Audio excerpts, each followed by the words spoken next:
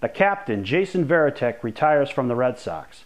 But rather than look back on his career, I'll look ahead to try to answer two big questions that Red Sox Nation has as Varitek leaves the team. Hey everybody, it's Paulie. Welcome back to This Week in Red, where we're talking all things Red Sox and Major League Baseball. So usually when a player retires from a team, and one as important as Jason Varitek, the 15-year member of the Red Sox and captain of the Red Sox in recent years, usually you're looking back and you're looking at the accolades of his career and his accomplishments, and you know what?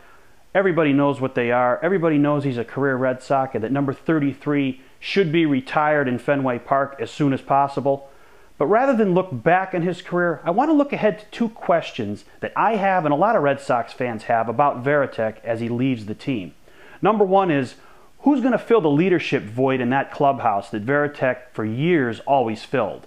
That's a big question, and it's going to be a big part of the Red Sox in 2012.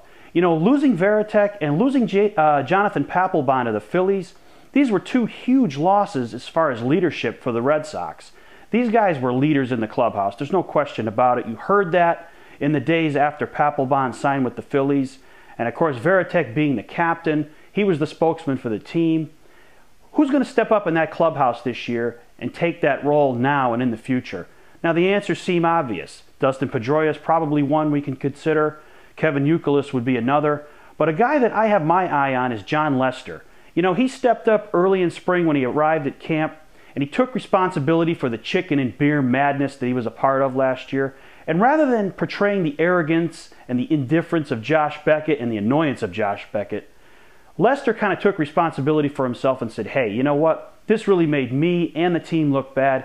I'm going to go out there and I'm going to lead my teammates by example and show them that this was the wrong thing to do and that we can be better than this, and that we can go out there and show the Red Sox fans that we're committed to baseball and winning, and we'll do a better job next time. So I would look for Jon Lester to be a big factor as far as leadership and filling that Varitek void in the Red Sox clubhouse. And the other big question for me, and again for a lot of Red Sox fans, is will Varitek be the next manager of this team? Now listen, Bobby Valentine's here on a 2-year contract. And in some cases that would make you believe that maybe they're grooming that seat for Varitek down the road. But right now, Varitek, who's going to take a job in the organization in some capacity, well, that job hasn't been defined as of yet. And I don't think he's going to be the next manager of the Red Sox, however. Because you really need, a lot of owners in baseball, they want guys that are ex-players to go to the minor leagues and manage for a few years to see what kind of pedigree they have before they put them on a major league roster.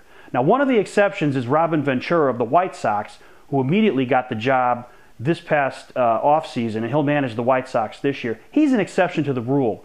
But usually owners like to see ex-players in the minor leagues managing to see how good they really are. Ryne Sandberg is a prime example of this.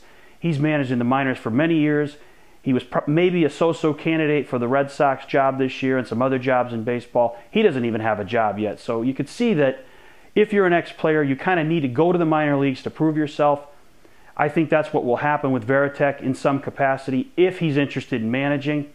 Having said that, if he is interested in managing, I think he'll be an outstanding manager, and he maybe will one day become the manager of the Red Sox. I just don't think it will be immediately after Bobby Valentine leaves. So what do you guys think? What do you think about Varitek's retirement and the two questions I just mentioned? What's going to happen with the leadership void, and when do you think he'll become the manager of the Red Sox, if ever? Thanks for watching. Don't forget to subscribe and tell all your friends about This Week in Red.